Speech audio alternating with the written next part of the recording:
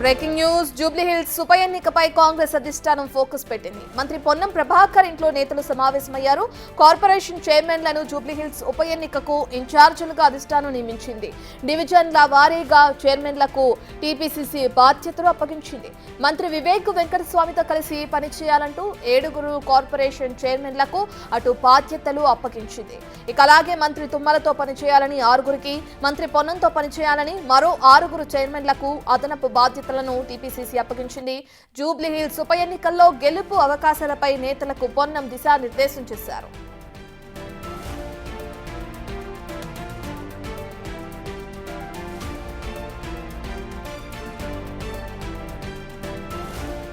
పూర్తి డీటెయిల్స్ అందించడానికి మా ప్రతినిధి హేమ లైవ్ లో జాయిన్ అవుతున్నారు. రైట్ హేమ, జూబ్లీ హిల్స్ ఉప ఎన్నికకి సంబంధించి అధికార పక్షం ప్రతిపక్ష పార్టీలు ఎంత ఇదిగా తీసుకున్నాయో కూడా మనం చూస్తున్నాం. జూబ్లీ హిల్స్ ఉప ఎన్నికల్లో గెలిచి సత్తా చాటాలని బీఆర్ఎస్ అధినేత కేసీఆర్ చెప్తున్నారు. ఇప్పుడు అదే జూబ్లీ హిల్స్ ఉప ఎన్నికల్లో గెలుపు అవకాశాలపై అటు నేతలు కూడా దిశానిర్దేశం చేయడం జరుగుతుంది. పొన్నం ప్రభాకర్ రెడ్డికి ఎలా చూడొచ్చున్నారంటే కాంగ్రెస్ గెలుపు అవకాశాలు ఎక్కడి వరకు ఉన్నాయి అనుకోవచ్చు. దీనికి సంబంధించి ఎటువంటి దిశానిర్దేశాలు జరుగుతున్నాయి?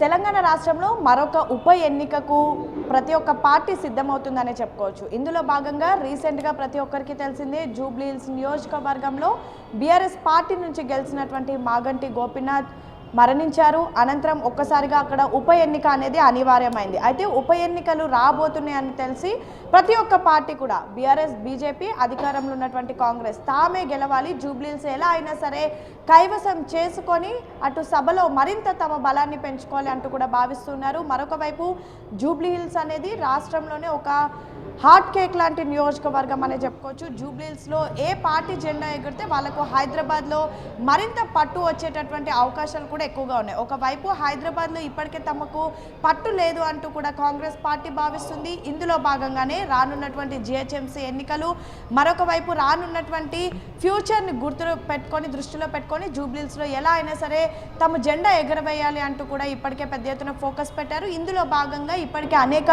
మీటింగ్స్ని కూడా ఏర్పాటు చేశారు.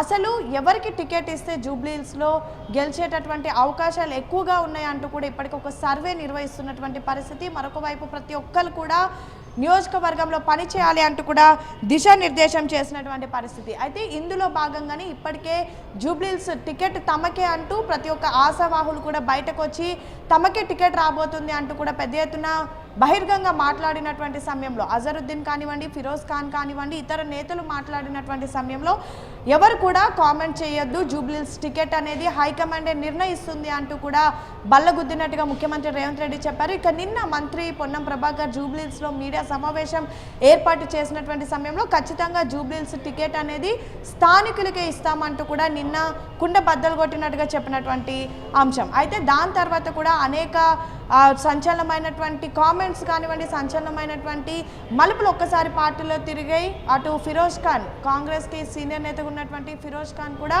నిన్న మంత్రి పొన్నం చేసినటువంటి కామెంట్స్ని ఉద్దేశంలో పెట్టుకొని రాహుల్ గాంధీ అదేవిధంగా ప్రియాంక గాంధీ వీళ్ళిద్దరు కూడా వాయనాడులో పుట్టలేరు, వాయనాడులో పెరగలేరు, కానీ వాళ్ళు వాయనాడులో పోటీ చేయొచ్చా? సేమ్ టైం ముఖ్యమంత్రి రేవంత్ రెడ్డి పైన కూడా అనుచిత వ్యాఖ్యలు చేశారు.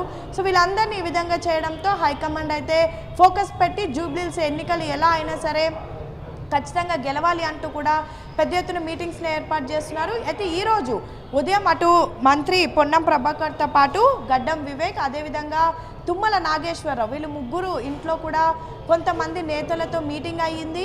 మీటింగ్ అయినటువంటి సమయంలో కూడా పెద్ద ఎత్తున జూబ్లీ హిల్స్ ఉప ఎన్నికలు ఏ విధంగా కైవసం చేసుకోవాలనే అంశం పైన కూడా చర్చ జరిగినట్టుగా తెలుస్తుంది. ఇక ఈరోజు ఉదయం ఏసీసీ వ్యవహారాల ఇన్ఛార్జ్ మీనాక్షి నటరాజన్తో పాటు టీపీసీసీ చీఫ్ మహేష్ కుమార్ గౌడ్ నేరుగా ముఖ్యమంత్రి రేవంత్ రెడ్డిని కలిశారు. అనేక అంశాలపైన చర్చించారు.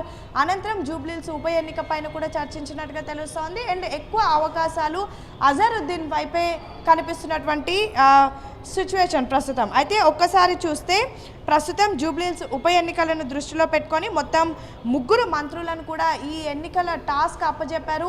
19 మంది కార్పొరేషన్ చైర్మన్లకు కూడా టాస్క్ అప్పజెప్పినటువంటి పరిస్థితి. ఇందులో భాగంగా జూబ్లీ హిల్స్ ఉప ఎన్నికలకు సంబంధించి మంత్రి వివేక్ వెంకటస్వామితో కలిసి 7 మంది కార్పొరేషన్ చైర్మన్లు పనిచేయాలని, సేమ్ టైం తుమ్మల నాగేశ్వరరావుతో 6 మంది కార్పొరేషన్ చైర్మన్లు పనిచేయాలని, అదేవిధంగా మంత్రి పొన్నం ప్రభాకర్తో మరొక 6 మంది కార్పొరేషన్ చైర్మన్లు పనిచేయాలి అంటూ కూడా హైకమాండ్ నిర్ణయించింది. మొత్తం 3 మంత్రులు, 19 మంది కార్పొరేషన్ చైర్మన్లు, ఇతర స్థానికంగా ఉన్నటువంటి ముఖ్య నేతలు, ప్రతి ఒక్క కార్పొరేటర్లు, ఎమ్మెల్యేలు ప్రతి ఒక్కరు కూడా జూబ్లీహిల్స్ ఉప ఎన్నికలకు పనిచేయాలి. ఎలా అయినా సరే జూబ్లీహిల్స్లో కాంగ్రెస్ జెండా ఎగరాలి అని అయితే హైకమాండ్ పెద్ద ఎత్తున దృష్టి పెట్టింది. అదేవిధంగా ప్రస్తుతం మంతనాలు కూడా చేసి పావులు కదుపుతున్నటువంటి పరిస్థితి. Right, thank you Hema.